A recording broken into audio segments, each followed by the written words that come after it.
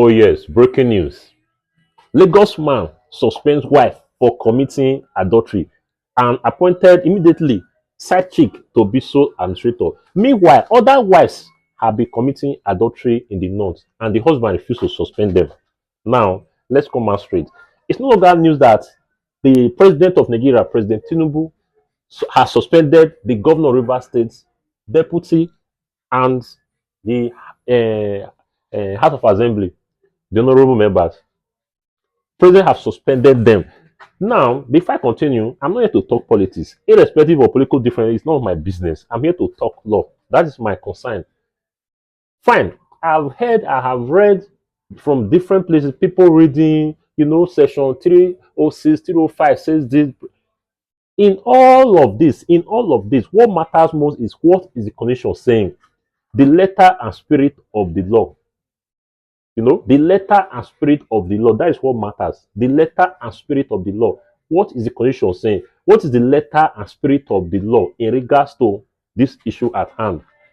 Now, there's a rule of interpretation which says the express mention of one thing is the exclusion of others. For example, where the constitution says or the law says this is a boy, you are not to interpret that boy as a girl. But if the constitution says or the law says these are children, then children can mean male or female. But wherein the constitution leave it as this is a boy, you need to leave it at that. Now, briefly, the president has power to declare state of emergency in any area it deems fit. But when that state of emergency is declared, the president ought to work in hand with the sitting governor or whoever is there. The president should work with the sitting governor. The president does not have power to suspend, legally speaking, the president does not have power to suspend a sitting governor that was duly appointed by the people, duly elected by the people. Voice populi suprema les. The voice of the people is the supreme law of the land. Where but it's a pity. And the sad part is that the president is commander, is the commander of all the armed forces, commander in chief of all the armed forces. He has already advanced troops. It's so annoying. He has already advanced. Troop has already advanced to take over, to do whatever has directed. It's legally wrong. The president cannot suspend a sitting governor that he did not elect. The people elected the sitting governor. The president cannot suspend the sitting governor and deputy. It's unheard. In fact, even the honorable members in the house, they were duly elected, representing the people, representing each constituency, as the case may be. Yeah? The president cannot suspend any one of them. President has no power to suspend. This is abuse, outright abuse of power.